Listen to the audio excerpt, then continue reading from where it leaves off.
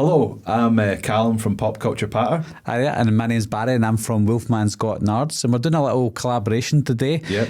Callum's obviously got his own channel on YouTube, and I've got mine as well. I'm going to be talking about Halloween today, which Callum will discuss with us just now, and we'll be both uploading our videos to both our channels. They might be slightly different as well, so hopefully if you enjoy them you can watch them on both channels. Yep. So we're going to be talking about David Gordon Green's Halloween trilogy and how we would fix it, because while we both like David Gordon Green's trilogy, there's little fixes that we feel and stuff that could be removed to make it overall a much better piece of work that we would enjoy as fans. Yeah, and I think the reason we're doing it is it's okay us doing it the way we're doing it is because we're doing it in hindsight. There's things that I'm sure David Gordon Green would love to change if he watches it back. Restrictions, COVID, that they had issues with for filming kills and ends, etc. So there's so many things that they had to do based on the limitations that they had at the time. But going back, I'm sure they would probably do similar things to us, maybe completely different. Maybe they're happy with the outcome that they had. But certainly I'm sure that everyone would agree that the trilogy is not perfect. And with the tweaks that we would personally make, to us, they would probably be better. Yeah. So we're going to look at the trilogy as a whole, and the only rule is that the changes that we make have to flow in with the trilogy that we're creating. So the changes, we can't change stuff that doesn't impact another film. That all has to flow in the one. Yeah, so like I said to Callum before, if you're going to kill off Laurie Strode in your idea, which we won't do, if you kill off Laurie in 2018, then that obviously has a ripple effect and an impact on kills and ends. You can't include her. So any interactions that she had in kills and ends with people would obviously be affected by that. So yeah, we won't be too drastic. And we also can't add characters in. I think that's a good way to do it. We have to stick with what we've got, but we can change certain things. We just can't drop somebody in from the past. Yeah, so we can't add. We can remove characters. Yeah, that would help, but we can't say, do you know what? Let's just add in Dr. Wynn. Yeah, that's going to help. Or let's add in somebody from the previous Halloween film that's not been included before. That would be a little bit of a cheat. Yeah. Because we would add in Dr. Loomis, 105 years old. Do you want to just go for it from 2018? Yeah, we'll structure that way. We'll try our best to stick from beginning to the end, but we will venture off going back and forward because it's only natural to do so because it changes things. And do you want to talk about the bits that we didn't like from each film and then what we would change? Yeah, but that's probably the best way to structure it, I would say. Cool. So we'll start with 2018. Okay. What are your issues with that film in particular? It's funny because I've always championed the idea of them not being related anymore. Right? So strap yourself in.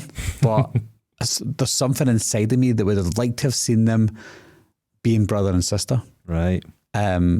Or at the very least, Michael believing that they're brother and sister and Laurie knowing that they're not brother and sister. And that gives Michael a reason to go after Laurie Strode, because I know he doesn't really technically go after her. It's Sartain that makes that happen, which we'll discuss. So I think that it felt too forced bringing them together in this one because they sacrificed the brother and sister aspect.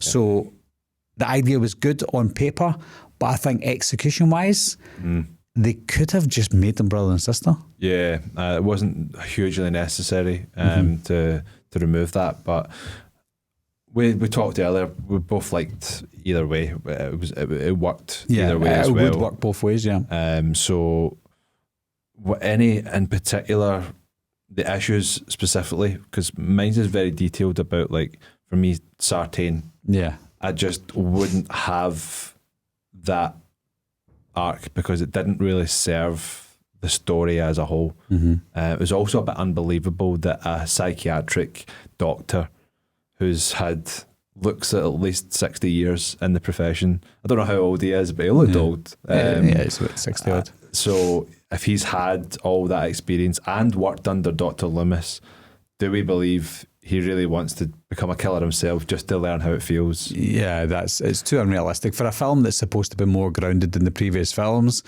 yeah, I think that was way too over the top. And it's almost like David Gordon Green realised that as they were filming. You know, when he put the mask on Yeah. And then he took it off and he died. You're like, that was weird. Yeah. Like, I didn't want that to happen or continue. Thankfully, it only lasted a few minutes. Yeah. But why? Aye. I mean, that was one of the most bizarre things I've ever seen in a Halloween film. Yeah, and when you were talking about your videos of your 10 worst and 10 best, that was definitely in my top 2 of worst and a franchise full of a lot of bad moments. That is for me, when I watched that in the cinema, I thought, fucking hell. Yeah, that was questionable. Yeah. So that would change for me. I would still have him get on the bus and get shot by the kid as just a way to get him out of the picture. Yeah. And you can understand him wanting to see his patient through the next place. And if the bus crashes, he can't do that. Yeah. That takes his arc out of the way. And I don't know if you bring him ever back in any of the others. I certainly wouldn't bring him back, but that was a closed book for me. But in saying that though, we might have liked him more if he didn't do what he done. So like, if the bus crashes, we maybe feel sorry for him. Oh, it's a shame, Dr. Sartain. Hopefully he's all right. Yeah. Maybe we'll see him in a future film. Maybe. But then because he survived and because he's done what he done later on, you're like, get him out of here. He's awful. I get the feeling they just liked his look and they thought, right, I quite like this guy's look. It could be bad, could be good. Well, I said this to you before, and I don't know if you want to talk about it yet, but he's obviously the new Loomis. That's what Laurie calls him. Yeah. But for me, the new Loomis, for me, randomly, was Aaron, who was one of the podcasters. And if you want to talk about that now, Aaron is something that I would change, and the fact that he didn't die. I always wanted Aaron to come back. Now it didn't confirm that he died at the end of his scene, so they could easily have brought him back. But I wouldn't have killed off Aaron, whether he died or not. I wouldn't have killed him off, and I certainly would have brought him back, and he could have been that new, because he's British. I know that not every British person needs to be Dr. Loomis, but the sound of Aaron has got a familiarity. Yeah. Oh my God. He's very familiar to Dr. Loomis, and the fact that he sounds like him. Yeah. And I thought I was going to hate Aaron from the trailers and Dana, but I didn't. I loved them. And I thought they shouldn't have died, especially Aaron. Yeah. Dana, for me, I think to move the story along, it was fine for her to die, and that gives Aaron another thing to be alive for and want to make sure that this doesn't happen to other people. It gives him another arc. You could always have him going to the drink after dealing with that, you know what I mean? Seeing, I don't know if there were love interests. Certainly in the outtakes there was something shot that they were in a motel room, and that was where a deleted scene where he jumps into the shower with the mask on. Yeah. So they didn't really allude to the fact that they were lovers or anything like that, and that might have been a bit forced, I don't know. Yeah, but maybe that's why they removed that scene where they were together. Yeah.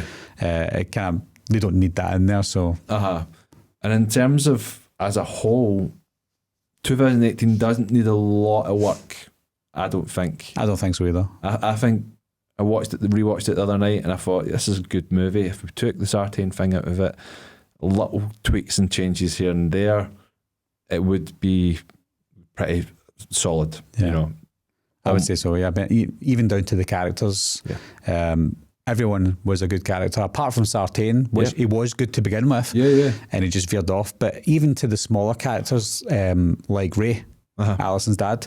I know that people hate this scene where he says, "I've got peanut butter all over my penis." People think that that's weird to say in front of your daughter, your teenage daughter, or your kid or whatever. And they don't think it fits into a Halloween film. Whereas for me, I've got kids, and I would say everything I could to embarrass my kid, because that's what you do as a parent. So I think what he'd done there was very realistic, and that's what I liked about the David Gordon Green's characters, is everyone felt realistic. Down to Ray, to Alison, Cameron. Maybe Oscar was a wee bit over the top. But he was still one of those kids that you get in school that were just annoying. Absolutely, So realistic in that sense. And that's one thing, as a whole, David Gordon Green's characters were all amazing. I wanted more time with them. I cared about them, apart from Sartain. But 9 times out of 10, the characters were always spot on, and you wanted to be with them on this journey.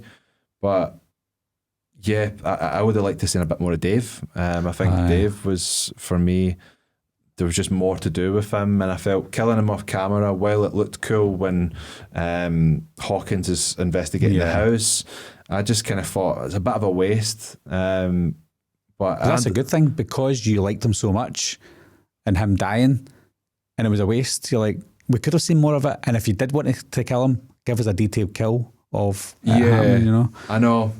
But and that kind of seemed to be David Gordon Green's thing, is the likeable characters all kind of died and met their demise. Yeah, you know, the babysitter Vicky, she was great. Yeah. I loved her as well. So I think most people who died, apart from Sartain, most people who died in the movie, I was disappointed in them dying because I liked them. Yeah, I suppose that's a good thing. Yeah, that's what you want. A positive. Yeah. Lonnie, there's so many good characters. The only character that I feel they didn't really, well, I suppose Lindsay and Tommy, they didn't really do an awful lot with them. Tommy was, we're going into kills now, but like, Tommy was so poorly written, and what the material that Anthony Michael Hall had to work with, it was a bit cringy at times. But they could have done something a lot better, whether Tommy's a sponsor for Laurie and AA or something like that. Like, have him be a purpose to the story, and not just chucked in straight away to be like, right, remember that kid back in 78? Yeah. Well, this is him as an adult, because I suppose that's what the scene is for, when he's telling the story and he's like, that's who I was. So the generation that haven't seen 78, there's probably people that have gone to Halloween 2018 or Halloween Kills, and they're the first two Halloween films they've seen. They don't know who that is, you know what I mean? And that's maybe why they've done that. But in terms of 2018, I'm pretty happy with it. I'm just trying to see if I do have anything else that's on my notes. I think we've both had the same light bulb moment. I bet we haven't, but let's go try it. For me, I would love to see Laurie cause the bus crash. Yes, the bus crash.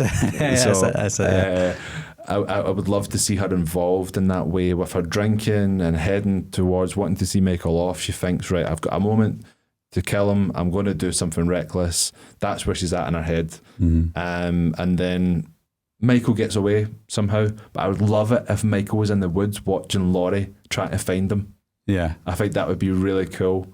And then you could have the scene where the young boy and his dad comes in, and that's how Michael gets the car. Yeah. Because Laurie just flees straight after that and heads straight to the restaurant. That could easily be edited in. Yeah. Easily. Aye. That would be so cool if Michael's like standing in the shadows, kind of watching her from afar. And you don't see him because he's not got the mask at this point. Yeah. So all you see is the shape. Yeah. The shape. Oh.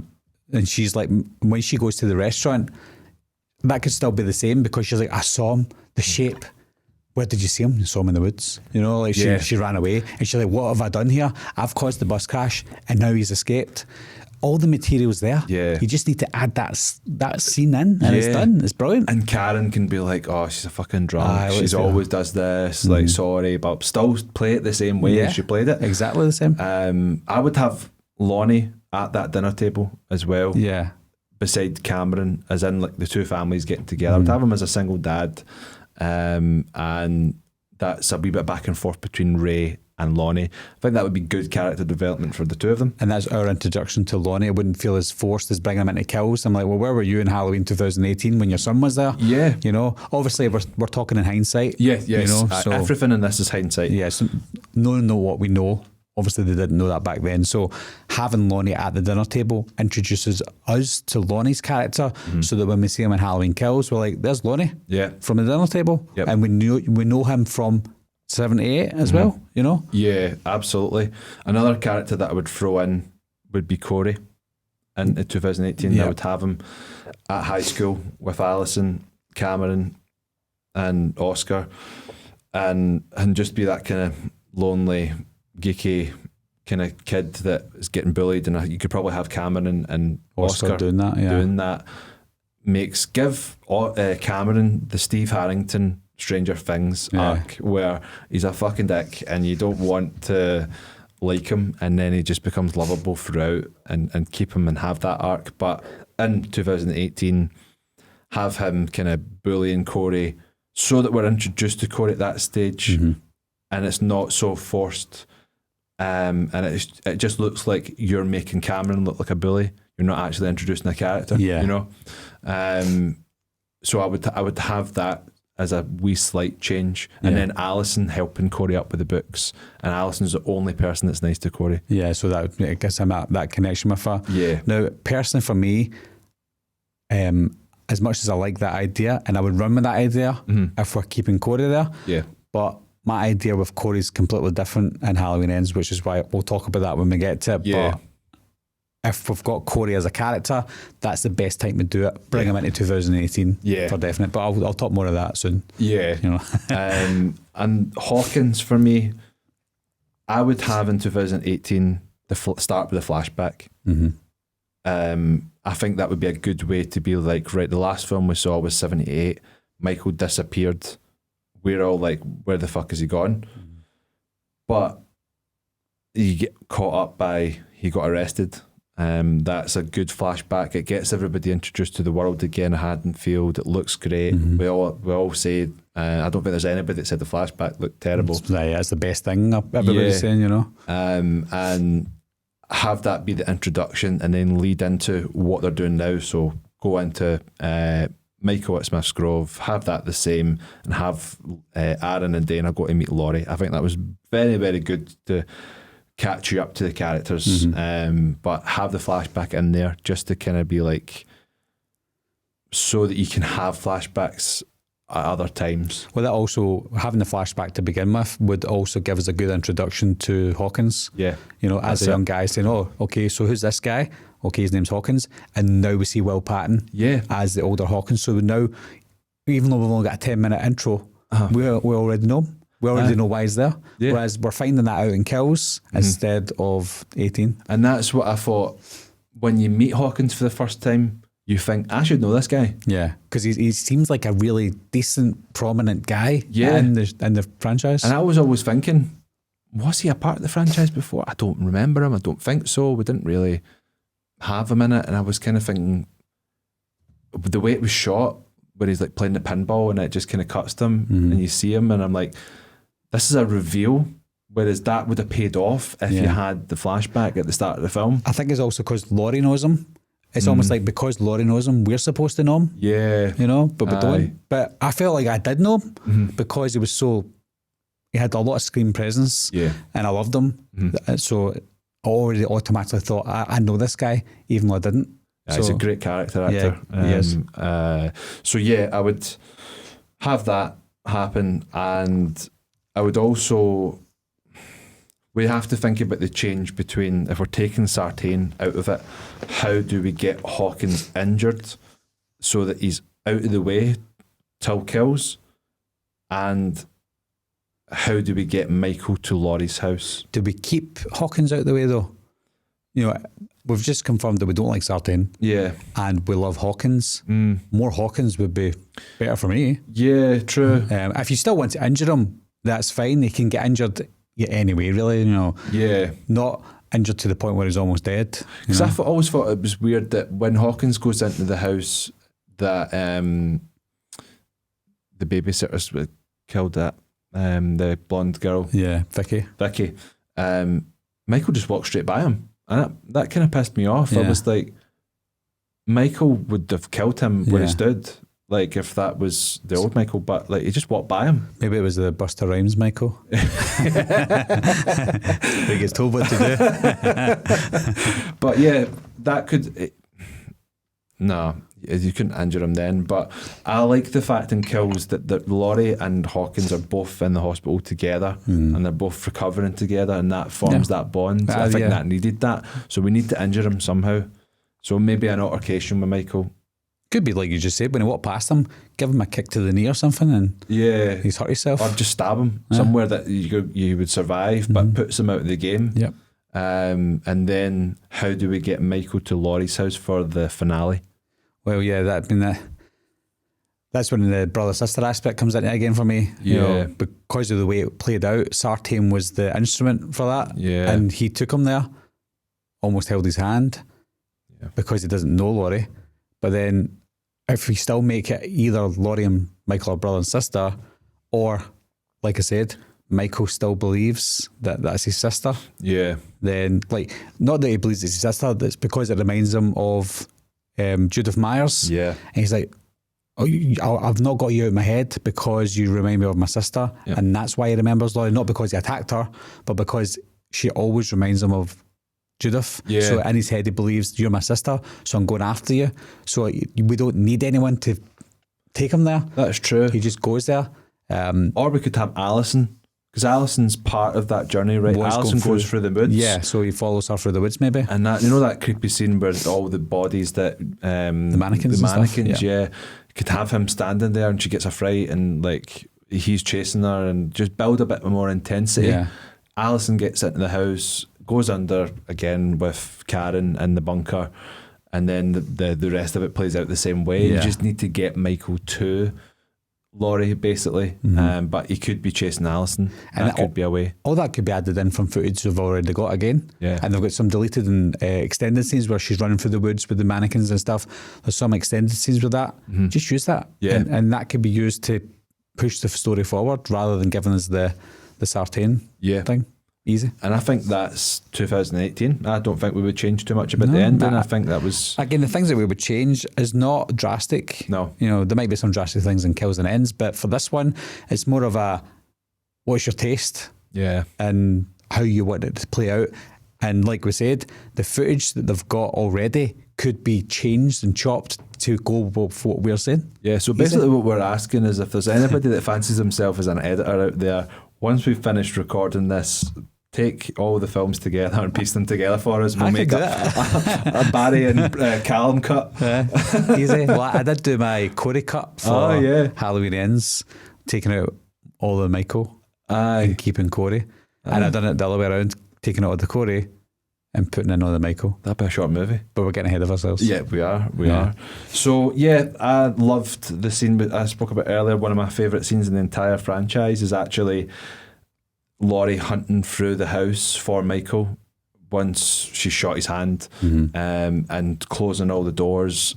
I thought that was super intense. I remember the feeling like it was yesterday in the cinema, experiencing that. I thought, I've not felt this intense probably since I watched the first Halloween. Yeah. Michael could pop out at any time and I would get a fright. And I hadn't really felt that in any horror movies after that. So it was a real cool moment for me. But I wouldn't change anything to do with that ending. I think the fight went for as long as it needed to. The ending was great with Michael being in the bunker. Yeah. I thought there's not much to change there. So exactly, and they left it, even though it looks like he was dying, they still left it very ambiguous. Where did he die? Did he not die? And then the breathing at the end, you heard the breathing at the end credits. So yeah, I think it was a good ending that I probably wouldn't change. In fact, they changed the ending because he was obviously in the woods and he was dying out on the tree. So they changed it to the ending that we probably would have kept. Yeah. So they done the right thing. Absolutely. I think there would have been something cool in seeing Michael up against a tree, Old Man Logan style, like bleeding out and just being like the breathing just getting slower and slower and slower, and then it just stops. I think that would have been cool, but maybe that could have been for another movie since we've got that great ending already. It's like, I don't know if you said it on air, but like you said, when he's looking at Laurie and the girls up at them as the flames are going by, that's epic. Yeah. It's so good. There's not been a moment like that for many films that I've been like, that is incredible. You feel sorry for him. He's puppy dog eyes. I know he's not got puppy dog eyes, but you look at his eyes, the devil's eyes. And it just takes you by surprise because you almost feel sorry. As soon as he's been trapped, he's looking up at being like, and he's also kind of like, touche, you've caught me. And why are you doing this to me? Look at so much emotion from just a guy standing and in an a emotionless blank face. Yeah, and that's difficult to pull off. So that's one thing I absolutely loved about that. And with that being said, I don't think we've got too many changes to 2018. So nothing else. I don't think. No, the most drastic thing would be Sartain. Yeah, but he's easily removable. Absolutely, because he's pointless anyway. So, yeah, easy peasy. Aye. So we'll move on to kills, and we'll see what will happen. Another thing I wanted to mention was, see the music that plays before, like when the Universal logo comes up, and it just kind of like, it's a nice, or like weird, makes you kind of atmospheric, makes you kind of ready for a Halloween movie. I loved that. I loved the music at the start. Yeah, I think title scenes are very important. Yeah. And two movies that does it for me big time is The Conjuring. When the Conjuring sign comes up, you hear that, like it's rising. Yeah. And the latest one was Evil Dead Rise. Yeah. When she comes out of the water and Evil Dead Rise comes behind. Yeah. And I'm like, oh my God, that is amazing. That so was I think very cool. getting hooked from the title gets you sitting forward. Yeah. And you're like, oh, here we go. Because it kind of just set the tone for me. I was just kind of like, oh, it's dark in here. I feel kind of eerie. This music's just kind of making me feel like... But I think the 2018, going back to that, it's got a good title scene where you've got Aaron saying like, say something, and it just goes, boof, Halloween, and then it gives you the tune. I'm like, whoa, we're in for something different here. But then, if we go with my opening with the flashback, that's then a title sequence as well in it. So well, it's kind of like, I wanted to have the flashback first. I would have the flashback first as well, but you could still give that That's Halloween true. at the end of it. Yeah. Imagine just seeing like Michael being arrested by the police, Sartain, Dr. Loomis behind him, like he comes out the house and sees him, and then zooming out and then just going, poof, Halloween. You're like, whoa. And then straight into the that's theme. basically a recap as well of what you missed. Yeah. You know? That's all you need to know, because he's been locked up since then. Yeah. Here's Michael. Here's what you need to know. This is how he got caught. Halloween. Yeah. And I loved the title cards in every one of the films as well. Same. I thought they were so well done. So happy with 2018, the changes. We both agreed on those as well, which is good. Who knows how long that's going to continue, but we've just put Halloween up to a 7.5 on IMDb now. I genuinely think people might look back at these movies with a bit more kind of, and 10, 15 years, they might look back at them and be like, they're actually pretty good. Yeah, more kindly towards it. Considering that you've got Halloween 5 in there and Halloween Curse of Michael Myers, I think these will age better than those movies. Is there still hate for ends? Is there still the same hate? I don't think there should be. No. But there will be for now. I think it's still a wee bit soon for people to accept. True. It's too soon. Shame on you. Yeah. Shame on you. So we're moving into kills, which is interesting because we've kept Aaron alive. So I'm very curious to. This is turning into fan fiction now, isn't it? I'm very curious as to what you would do with him from the next two films, or would you keep him from all of those? If we're going to keep him in Halloween Kills, I think he's already an established character. So have him in there instead of having the Tivoli scenes, the old guy who goes up to the the riots and he jumps to his death. Yeah, little penguin guy. So so him, as much as I didn't mind that scene, I actually thought it was okay. Yeah. Because I think it's a little bit too on the nose in terms of social commentary. Yeah. With what's happening in the real world, judging people and stuff. Yeah. I think it's okay in moderation, but I think it lasted a little bit too long. And it was a little too on the nose. Yeah. So maybe dialing that down, saving 5-10 minutes screen time for someone like Aaron. Yeah. Whether he goes to the hospital to see if Laurie's okay, anything like that. He could even die in Halloween Kills. I don't mind. Yeah. But if you want to make him a prominent character, keep him alive. Just do something with him. Give him something to do, because I think he has so much potential. And 2018, I was surprised at how great he was. Yeah. He's a good actor as well. Yeah. He's in House of the Dragon. Yeah, that's right. Yeah. So he might be up and coming. That's Why true. not tie him down to a trilogy before he gets too big? Yeah. So replace Tivoli scenes with Aaron, and I think that's how you put Aaron in there. What you do with him though, I don't know. The one thing that I know we've moved on to Kills, I'm going to change one slight thing in 2018. The scene where Michael gets the mask in the back of the car. Yeah. I didn't like that.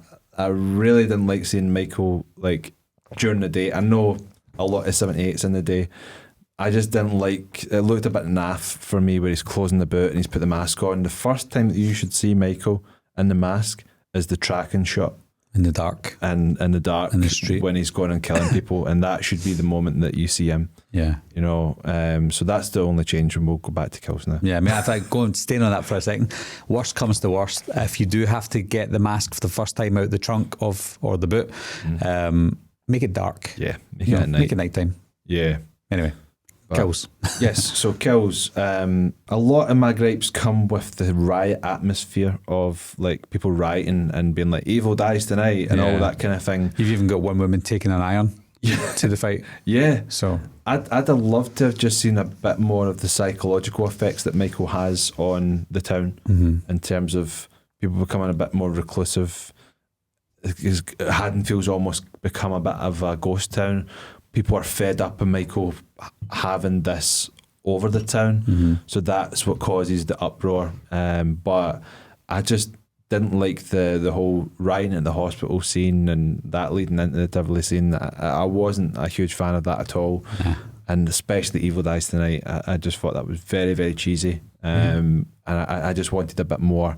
This is a chance to show more of the town, the world that you've built. A bit more of Tommy, give him something to do. A bit more of Lindsay. What has Lindsay been up to? Like, they didn't really do anything with those characters. Those characters were just designed to be there because, one, they were characters that they could bring back. Yeah. Because if they're retconning everything, you know, they're all there already. Sheriff Brackett felt forced for me as well. As much as I loved seeing him on screen, I think it would have been cool to do something a bit better with him. Yep. So that's my biggest gripe with it. You know that he didn't even get a scene with Laurie? No. That's right, yeah. So what's the point in bringing back a character like Brackett and he can't even interact with Laurie? It's a good point. Have him sitting by her bedside. Cuddle her? Yeah.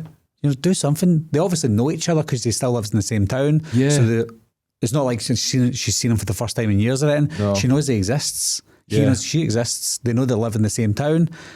Interact. Have her holding his hand and they've been like, can you believe this is happening to us again? Yeah. And like that's casting up all of Annie's drama with him. And they're just kind of morally supporting each other. Give them something emotional to do, not just be like, Laurie. Yeah, oh, there's Laurie. Oh, she's ran away. And then it's just like confused old man, you know, like give him something to do. I also didn't like the mob scene where it's Michael against the mob. Yeah, I didn't like that at all. The cuts in that a lot of my problems with kills are the camera work, like the different slashes and the very arty, like he slashes somebody's throat and it's like, yeah, see, to me that was like a music video or something. Yeah. You know, I didn't like that end at all. and it was the same with Karen's death. Yeah, just the cuts weren't good. It wasn't intense. I didn't really feel anything towards it. I wanted to feel like, fuck, he's killed Karen, you know, like. See, to me it felt like because of COVID and stuff, they went back to that scene and they edited it the way they thought they could with no extra footage and no way to shoot extra footage. And it just felt rushed. Yeah. I'm like, what are you doing? That's not a good ending to what was a decent film for me. And they ended it that way. I'm like, ooh, Yeah. what are we watching here? It felt like a different movie, didn't it? The last wee bit of it just felt like a different movie. It also, you know, I know I like to say that Michael's human. So, but when he's fighting the mob and they're shooting him and stuff and stabbing him, I'm like, with every shot and every stab that he's surviving, it questions his morality and humanity. Yeah. And they shouldn't do that. That's why John Carpenter's Halloween was so good, because he didn't cross that line of you being able to say, oh, well, he's not a human then, because I mean, people can be shot 6 times. People can fall off 2 stories. Yeah. You can survive that He easy. had a pitchfork through his back. Yeah. And then got up and walked. Like, I think she stamped in his neck at one point. Yeah. Did you not? His like head bit. Yeah. Well, literally would have killed you. Yeah. Which we'd seen Michael do in 2018, stamping somebody's head. Yeah. But it was just a bit kind of all over the place towards the end. And it was more of an unbelievable movie than Ends and 18, I think. So changes then, what changes have you got for kills? So apart from I would change the Tivoli scene. Yep. Make it smaller or non-existent. Yep. Still set it around the hospital though, because obviously Laurie's should be a focus. Yeah. And she's in hospital.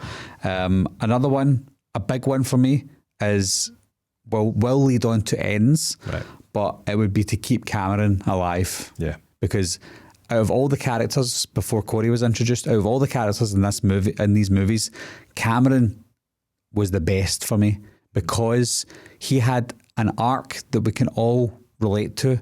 here's a guy who you hate at the beginning, the way he treats Alice and the way he just treats life.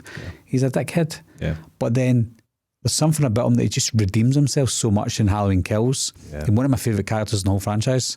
And is Dylan Arnold, who plays Cameron, who is a fine actor. Absolutely. He's going to do massive things. Yeah. He's actually filming a few films just now. Right. He's probably going to get Oscar nods for. Yeah. There's a film that's coming out called April 1992, I think it's called. Right. It's about the Rodney King incident in America. Cool. And he's part of the riots. Right. So I've seen a few images of him, and I just think he's going places. I loved him in You. I've not seen that, but I heard he's good in it. He's fantastic in that, and it was kind of when it was. I think that season came out, or it's maybe just I watched it after that point. It came out right after Kills, and because he died in Kills, it was like we were getting our Cameron fix. Yeah, we're getting him back and again. It was just brilliant. So again, that's something that David Gordon Green done well, was give us a character that we can hate and then get behind.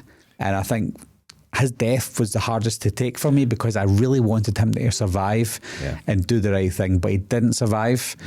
And we'll talk more about that in Ends. Yep. But yeah, I would change Cameron being alive. Lonnie, for the idea that I've got for Ends, he needs to stay dead. Right. Lonnie, as in up in the attic. Okay. Maybe kill him in a different way that we could see. But for the impact that I've got for Cameron, Lonnie needs to die still. Yeah. I think just give that.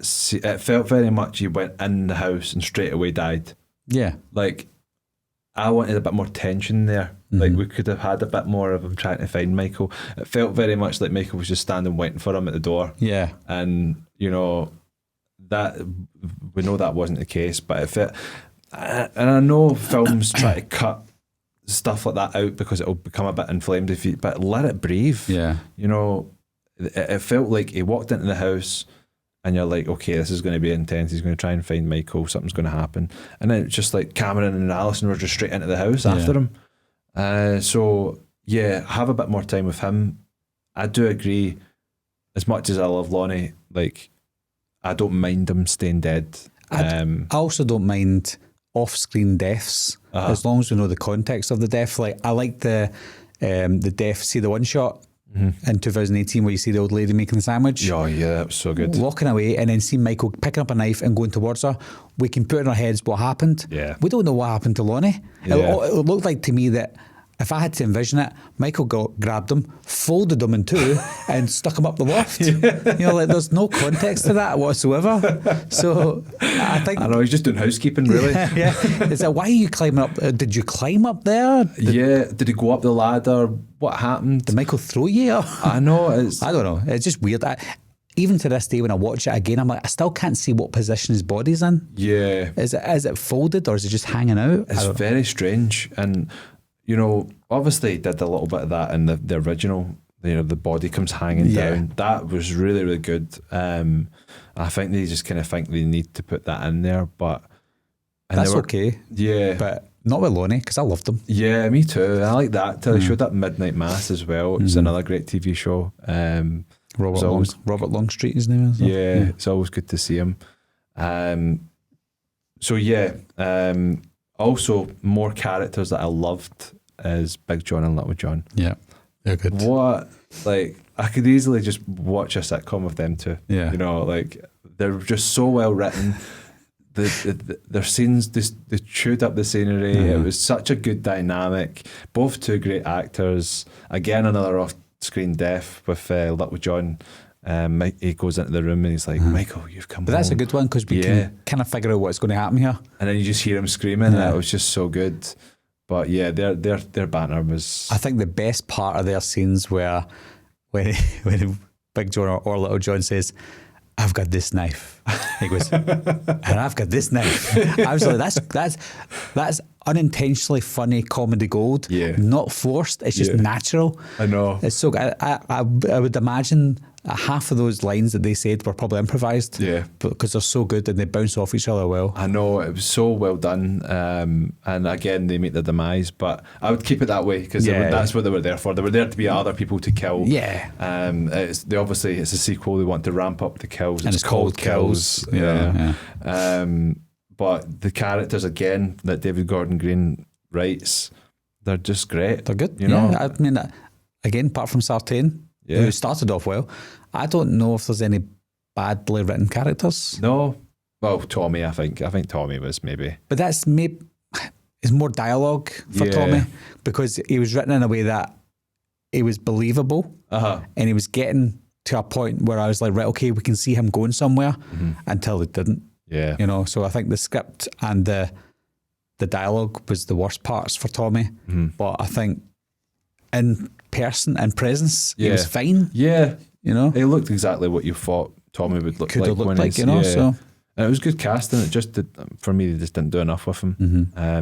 They just brought him in to kill him, which just wasn't for me. In terms of the kills and Halloween kills, personally, I wouldn't change how most people died on screen. Yeah, the very funny one with the girl dressed as a nurse, that made me kill myself. Yeah, I mean, that was like pure like, whoa. Aye. You know? even her boyfriend as well, like getting stabbed in the eye. Yeah. Some really good. And the prosthetics, hardly any CGI was used for those scenes, which was great. Aye. So I think the kills is things that I don't think I would change much about the kills. I wonder if the guy Radio Silence saw that scene and thought, no, Wes in Scream 5, he gets the stab to the face, and they kind of did that with like prosthetics and stuff like that.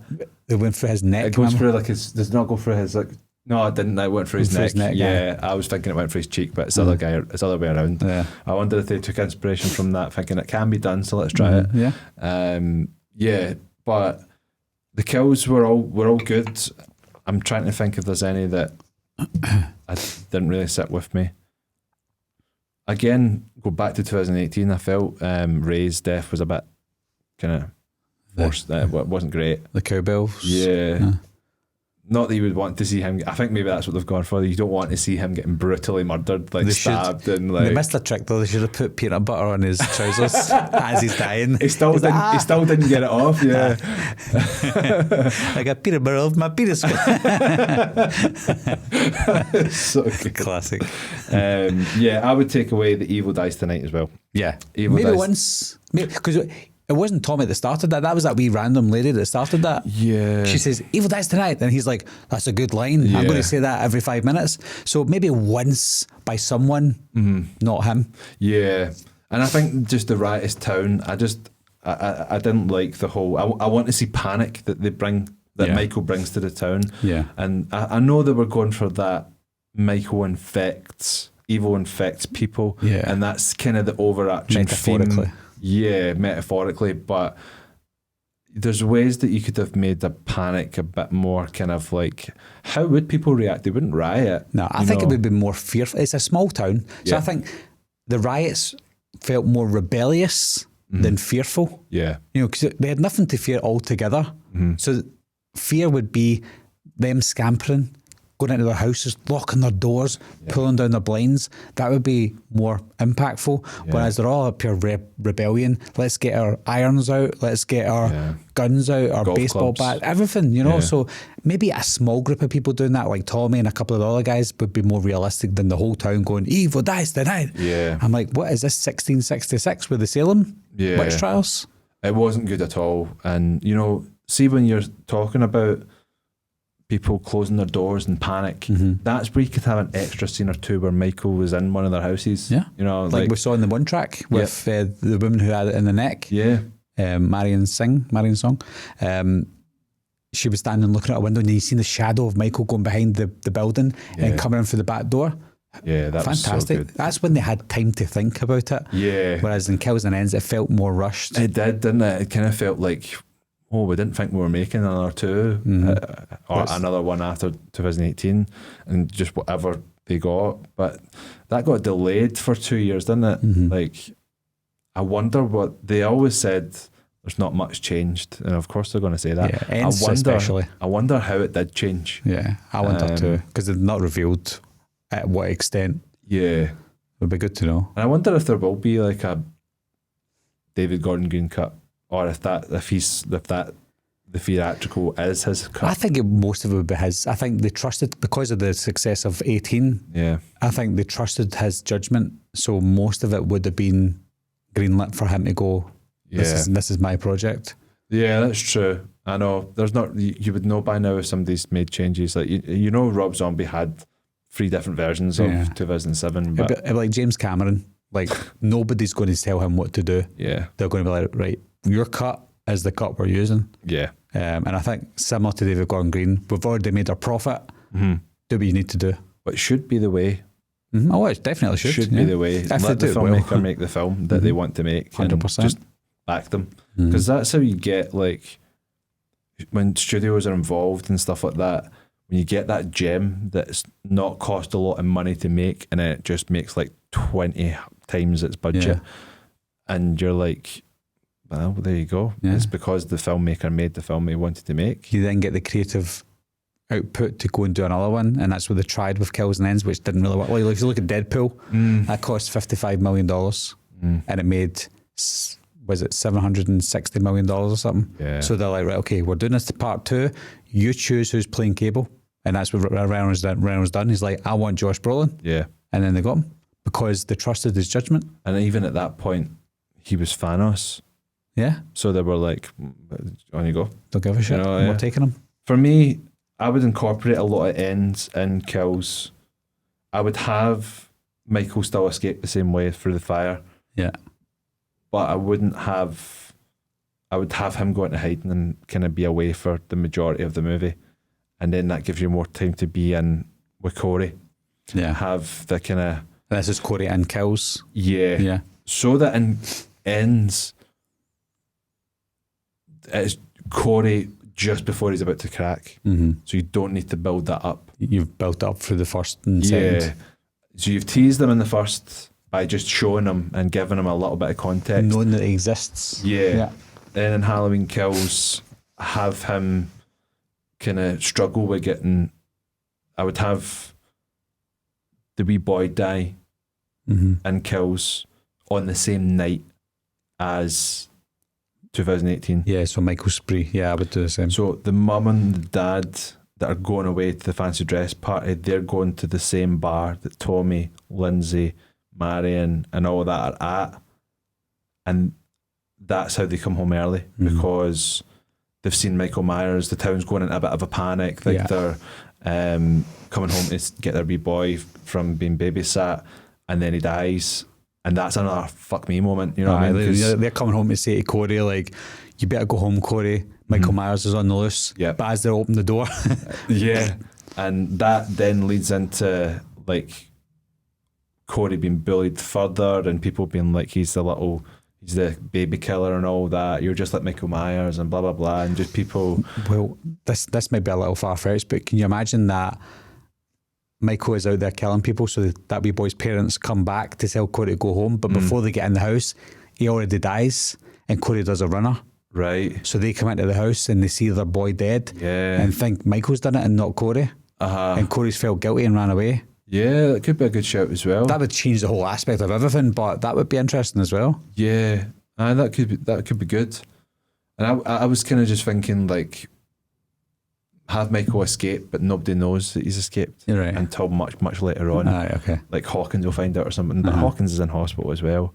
And maybe have Karen know. She sees the news report or something like that and just doesn't tell anybody, Yeah. because she's like, I don't want to cause panic. My mum's in bed trying to recover from that surgery, which I found weird that they were like, as they were operating on her, they were like, she's going to have a very sore stomach for a wee while. And they're just trying to make it be like, what is Laurie's body going to be put through? Yeah, But so it's letting just us know. yeah, it's just the dialogue of she's going to have a very sore tummy. It's always like the spoon feed is everything in Kills. Yeah. Like they think we're going to be stupid, Aye. but maybe we are. Another thing about Kills that I loved is when they demask him and he goes to the door, you do hear the words "give it back" very, very like. And I know a lot of people are like, "No," and some people are like, "Yeah, I can hear it." Every time I've watched it since I've came out of the cinema, I can hear it. Give it back. It's just like give it back. You just can't hear it. I think it's just the sound playing with our ears. It's because somebody said that we're focusing on that. Yeah. Almost like we can hear it. But I definitely, I swear hand on heart, I can hear it every single time. I can hear it as well, but I still think it's not there, but I can still hear it. Yeah. Because I made myself believe it. And I thought that was quite cool because it's almost like a connection with his mask, and that's what they were alluding to at the start with Aaron holding up the mask. There's the connection there. But yeah, moving on to more of kills. What else have you got? So kills is ultimately for me, again, it's more structure than tiny bits. And the structure is the Tivoli and Cameron being alive for my idea for ends. Yeah. Cameron has to survive. And even if I didn't have any idea for him, I still wanted him to survive. Yeah. I would have Cameron having the arc kind of similar to what he's had, where he kind of becomes a bit more likeable.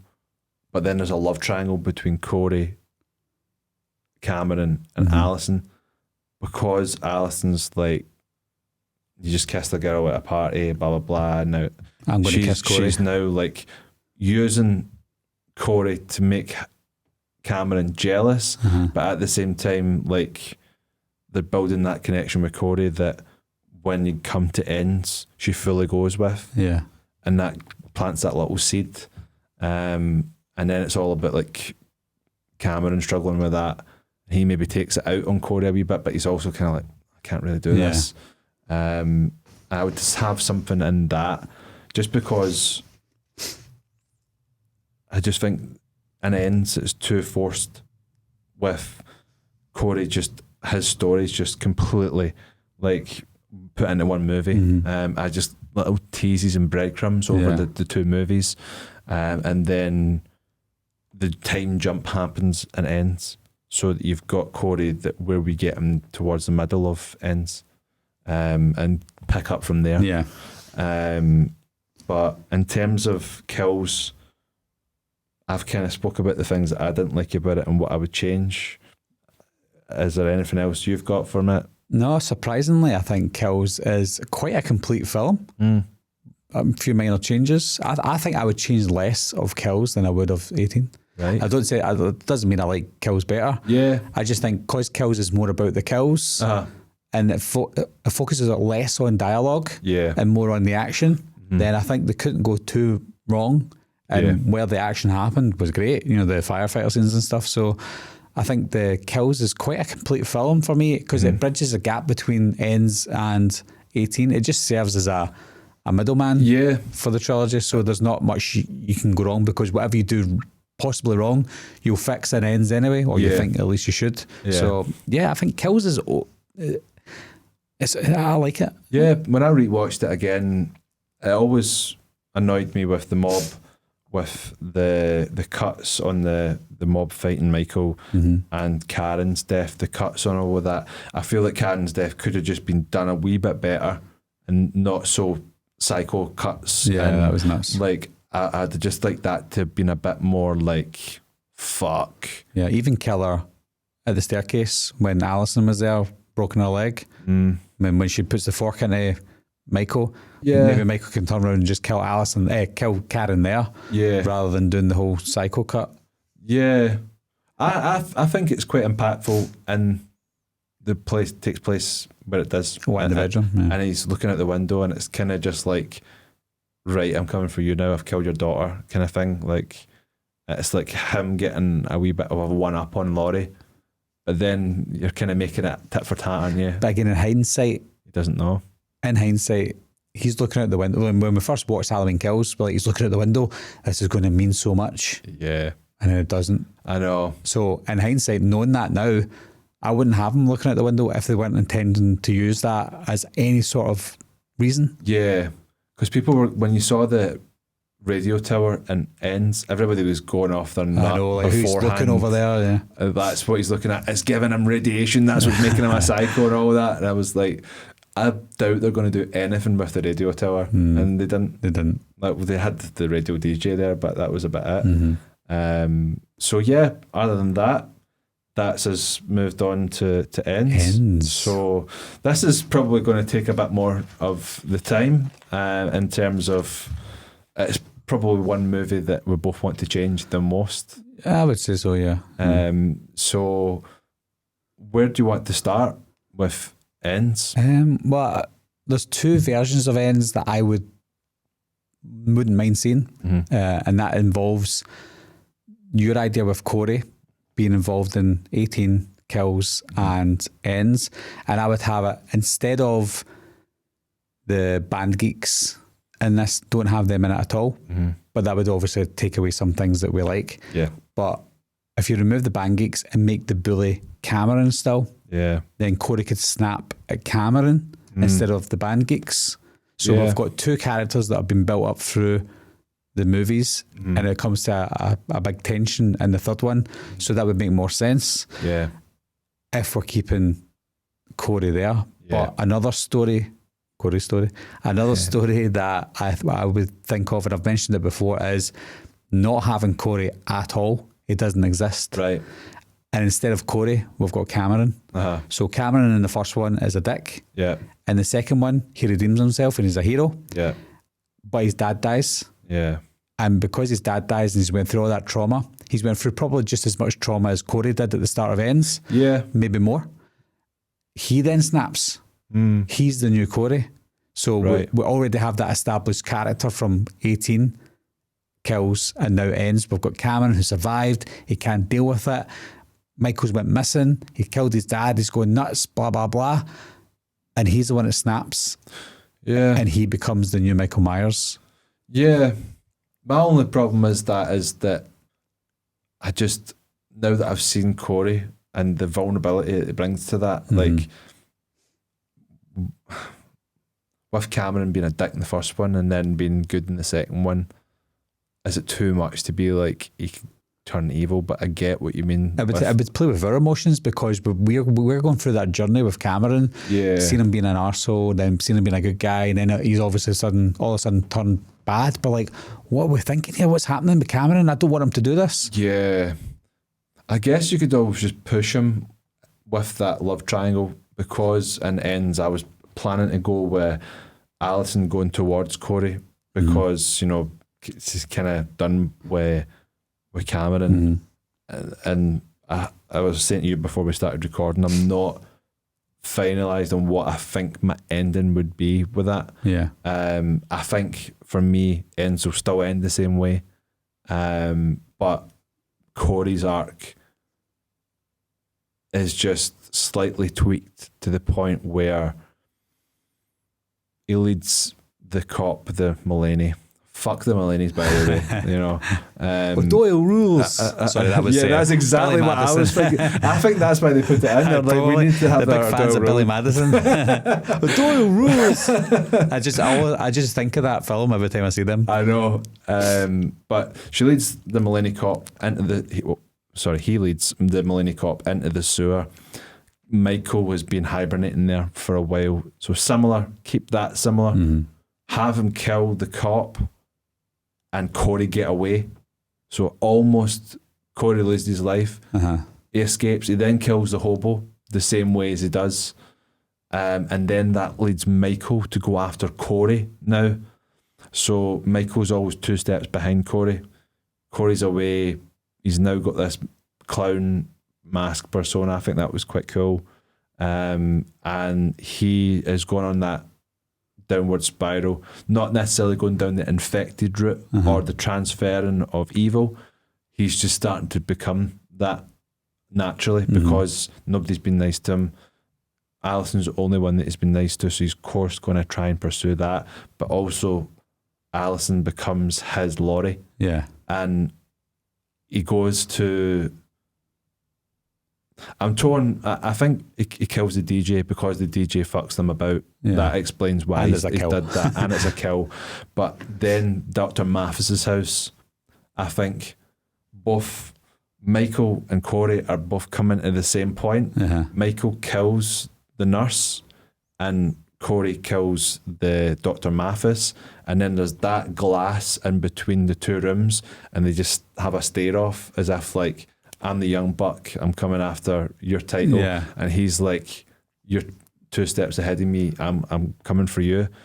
And then that's what leads into him going back to Laurie's house. But just draw that out so that Michael's actually after Corey.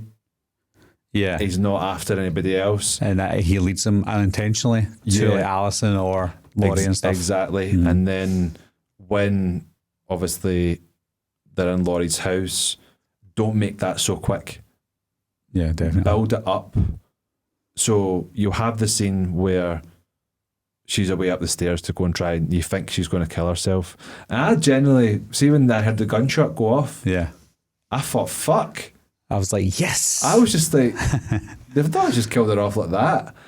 But then I was like, I get it. And have that scene. So she fights with Corey, have that play out the same. And by that time, Michael's caught up and he's kind of watching this happen almost and waiting for his moment. Mm-hmm. And somehow he stabs Corey in the throat, and that's Corey out of the game. So Corey's now voiceless and a mute. And then Laurie's hiding somewhere in the house, not exactly in the location that she was in Ends, but just have a bit of a cat and mouse, let the intensity build up a little bit, because it felt very much Corey and Laurie, and then straight into Michael and Laurie, and it was just a brutal fight. There was no tension, there was no build up. And it all took place in the one area as well. So you think Laurie's moving on, but she's actually just set another trap in her house for Michael.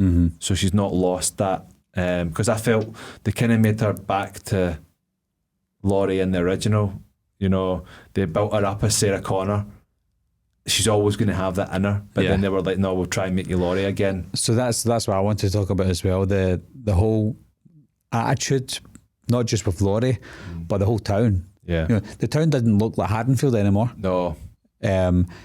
You remember in Halloween Kills, the whole town was rebellious. Laurie was nuts, and Michael was on the loose. Yeah. Now with Halloween Ends, Karen's dead. Laurie should be a lot more crazy. Yeah. But she's not. She's relaxed. No. Michael is still on the loose. She didn't even think he died. Like in 18, you could let her off because she thought he died because the house was burning down. Yep. But in Ends, she had no reason for her to think that he died because he just went missing after looking out the window. So she's calm, even though she knows he's not dead. The whole town's calm, even though they all know he's not dead. Yeah. So why is everybody so calm? It's weird, isn't it? So the whole dynamic changed. If anything, like every Halloween, there should be doors shut, locked. Everybody's got a gun on them. That's tradition. Yeah, it should be the tradition for them. Yeah, because they're 4 years from Kills to Ends, and like every year they'll be like just waiting for Michael Myers to come back. Yeah, show that. That's why I kind of like the Big John and Little John. They tell the story of Michael Myers' house, and when you come here, you die. Yeah. We should have that fear in Ends, but we don't. And that's why I love those characters, because they even know about Michael Myers, and they tell the stories to other kids, and those kids should be telling their friends. And then with Michael going missing, that should be the tradition every year. Lock your doors, bolt your windows. You know, that kind of thing. No parties, no nothing. Like, that for me would be a big change. We've got two different ideas of what we want for Corey. We need to decide on one, what we think's the best out of all the options that we've got. Well, no, I think we've both got the same idea for Corey. Yeah. Because if I'm including Corey, I'd go your idea. But I would also choose an idea where he doesn't exist. Yes. Which then would bring in Cameron. But Cameron would end up the same way Corey did anyway. Yeah. So whether it's Cameron or Corey at the end, I wouldn't mind, as long as it went the way that we both said that it would go. Whereas if he gets stabbed in the throat, doesn't matter if it's Corey or Cameron, stabbed in the throat, goes nuts and goes after Alison, and then, which we'll get to next, maybe. Yep. Maybe not.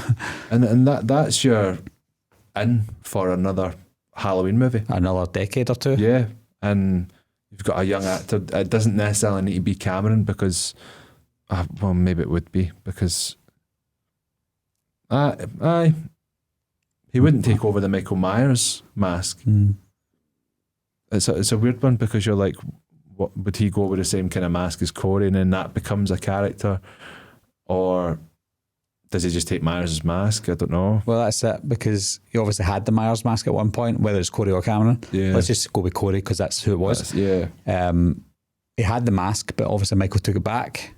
So the mask was just sitting on the table at the end when Don't Fear the Reaper comes on.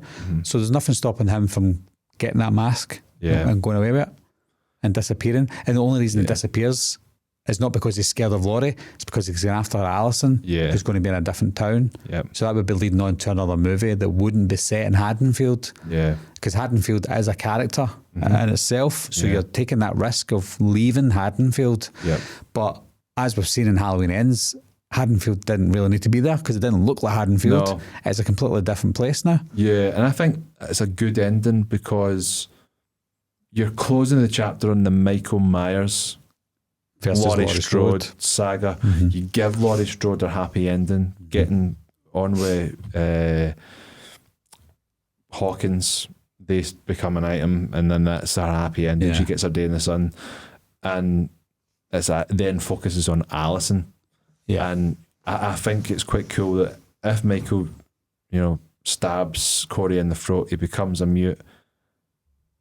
His body's gone when they go up in the town. Because they're going to be too caught up on taking Michael Myers through the town. And I did love that scene. I did love that they were going through the town and everybody was, No. I thought it was a good way of being like closure for everybody in that town to be like, the boogeyman's dead. We've seen it with our own eyes. We can now relax as normal humans now and get about our days without the fear. But it was a good distraction though, because it took all the pressure off of Corey. If he survived and he can get out. And I don't know if you saw it it was at a pub or the diner when they're looking at it on the news. They're saying that Michael Myers was responsible for all the deaths. So Corey never got the blame for any death.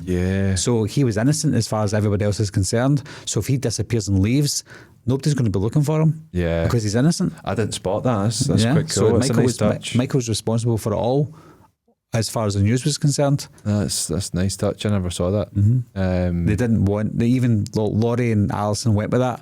They thought, let's not tarnish the town with another Corey and another Michael Myers and Corey. Let's just make Michael Myers take the blame for it all. And we can just end it. Because if they said, oh, Corey done it, then they'd be like, oh no, it can happen again. It can happen again, you know, that's a good point. But then, would it piss Halloween fans off if there was no Myers? Well, yes. I've always said there's two types of Halloween fans. There's Halloween fans and there's Michael Myers fans. I think fans of Michael Myers would be pissed off for definite, and I can see why. But fans of Halloween, they just want to see a Halloween film with the same vision as what they had with the original. I don't think they would mind as long as it's done right. Because if you think about it, there's not very many ways they can go, especially with Myers, right? Exactly. They've gone back. Rob Zombie did the origin story. We can't have a prequel to 78 because it's going to be a bit dull. We can't have future because Myers is gone. The only other option for the way forward for the franchise is pick another timeline and go with that. And that's going to cause problems as well. But at least you've got Myers back. Whereas if you want that Halloween slasher fix, you've got another 10 years with the Corey or Cameron's story and leading on to Alison being the Laurie. Because Andy Matichek's a fantastic actress as well. She's good. I don't see her getting cast in an awful lot after all of this, which is a shame. Same with Rohan Campbell as Corey. Fantastic. Absolutely brilliant. If those two were the future of Halloween, I'd be happy.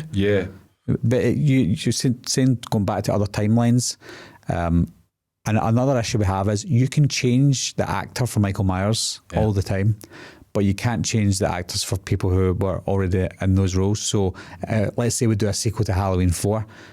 You can change Michael Myers, we wouldn't care.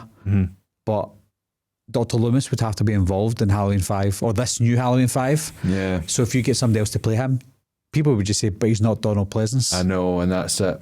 And even I thought they did a very good job with the prosthetics for the guy in Kills. I thought that's good from a distance and for small periods. Imagine trying to do it in a full movie. You'd be like, it's just not him. But then, do you start a new timeline where Loomis did die in 2 and Michael survived, and then but then you're going to have to continue to Laurie Strode. But then there's no point because the only person you would have that's prominent is Michael Myers. So there's no point. So you just either start afresh with a new timeline completely, or continue on with Halloween Ends, as much as people would hate that. Yeah. That's the only other options for now. Or you go the anthology route, where it's nothing to do with anything. They probably haven't realised how much they fucked themselves from that, by the way. They've put themselves into a corner. Yeah. Big time. Our ending, hopefully, it would be less of a stressful ending, you know? I know. We just need a few scenes filmed, really. We just need to get David Gordon Green on the phone and say, listen, mate, we've got you.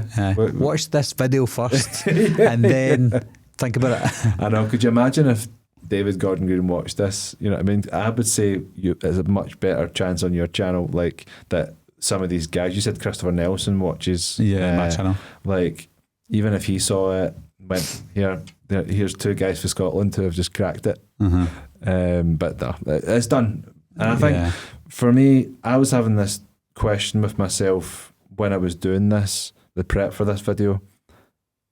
What do I want from the future of Halloween? Do I want it? Am I happy with it never having another Halloween Michael Myers movie? Or do I want more? I still don't know. I think that's probably because it's too soon. Yeah. I think there's, as we said, they've backed themselves into a corner. They can't go back the way. They can't go forward. There's only a middle area, and picking a different timeline. You're like, do you pick up from Halloween 4 or 5? Then you're going to have to go into the Cult of Thorn. That's like a no area because literally every fan hates it. Well, almost. Almost. Rob Zombie's Halloween was a chance for them to. If Rob Zombie made a better Halloween 2, I don't know if we would have got 2018 and Kills and Ends. I'm not sure. Probably not. And that could have been a franchise because you've started again, you've rebooted, but another reboot when your franchise already had a reboot. And numerous reboots. Yeah, you know, it's hard. You're then turning into Spider-Man. Yeah. Where you've had 2 reboots in the space of 10 years of the first one coming out. Yeah. It's a hard one.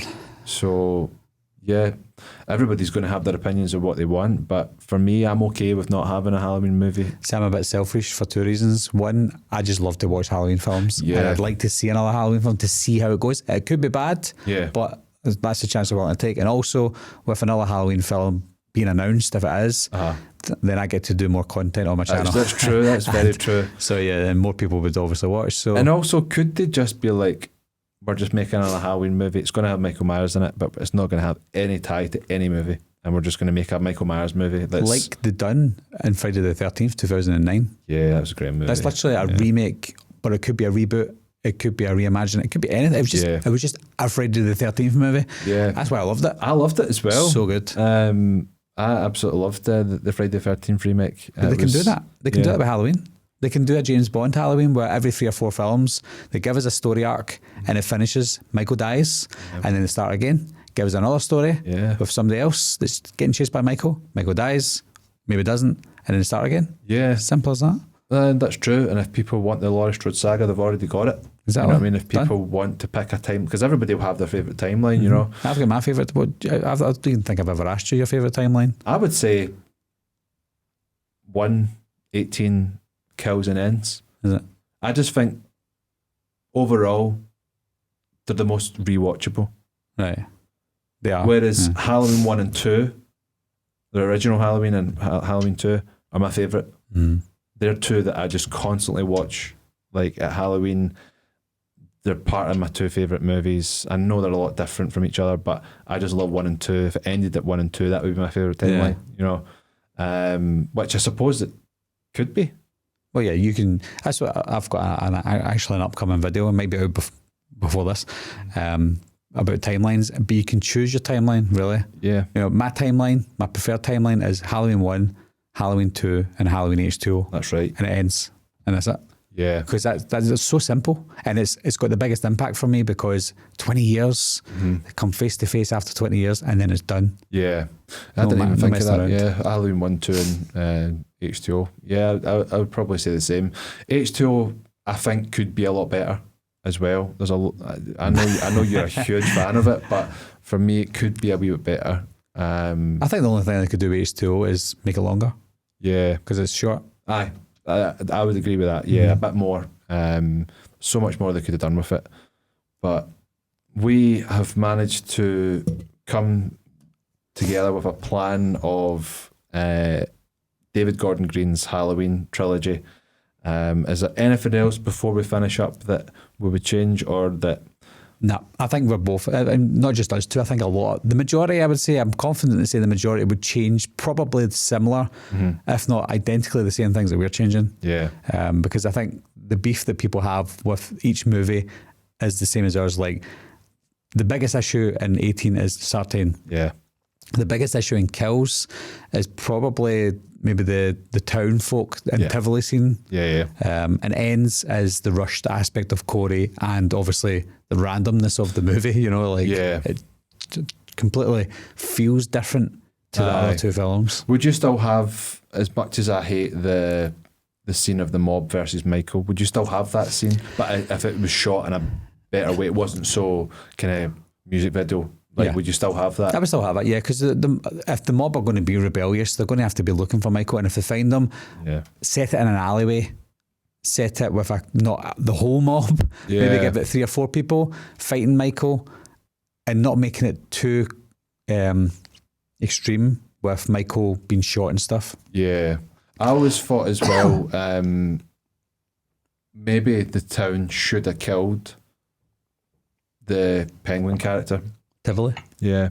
Maybe the town should have killed him, and that's the moment of, fuck, look how far we've gone. We've almost turned into Michael with, you know, we can,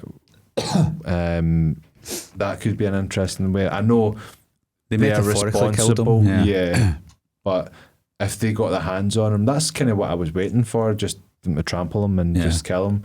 Well, they would have if they caught him. Yeah. So that would have been interesting. I think the suicide for me in another film maybe would have been a bit more impactful, but in this film I remember feeling sad for the guy, but at the same time I was just kind of like, I don't need this. I think as well, I don't need this. Going from personal experience as well, it kind of made me think back to that time in my life. So I was kind of like, where people can push you and not think about the repercussions of what's happening, and just having that headspace of, I'm just going to end it, you know. But like, you don't want that when you're watching a film, don't you know? Yeah, no. You go to a movie to escape that. Yeah, and it's not like I can't watch a movie where there's suicide in it, you know. I think if it's done well, it's done well, but with that, maybe just it was a timing thing for me. It's the same with me, like with the line of work that I do professionally, I see that stuff every day, and it's not needed in horror films, because horror films should be,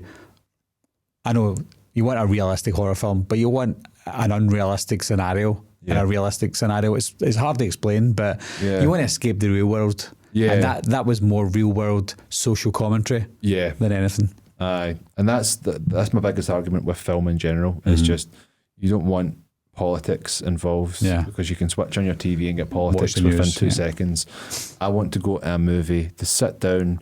Cinema is like my happy place. It's like my place that I feel most chilled.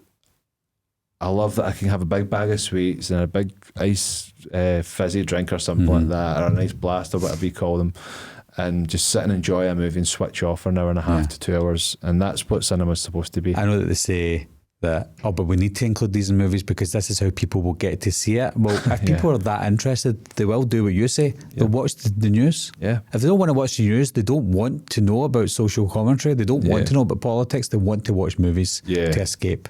I know.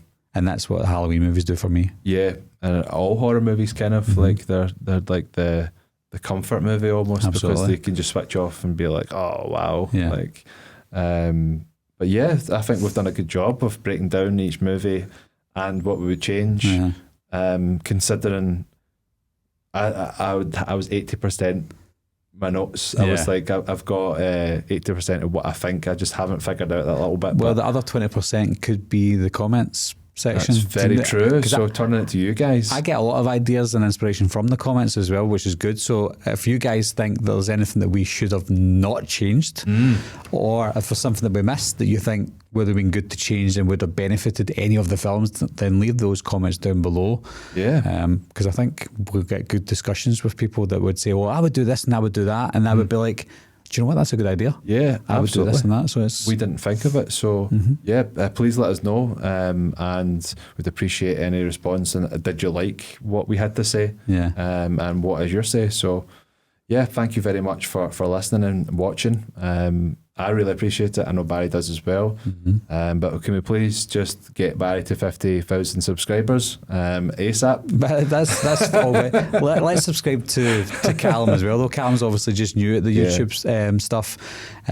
He's got the talent. He's got the knowledge as well. You. So hopefully you can get something out of this as well. Yeah, and you'll be able to check out Barry and I's podcast together, which will be up there as well, if you want to get a wee bit more background on Barry. There you go. But anyway, guys, thanks a lot for watching. Thanks for subscribing. And we'll both see you soon. See you soon. Bye. Bye.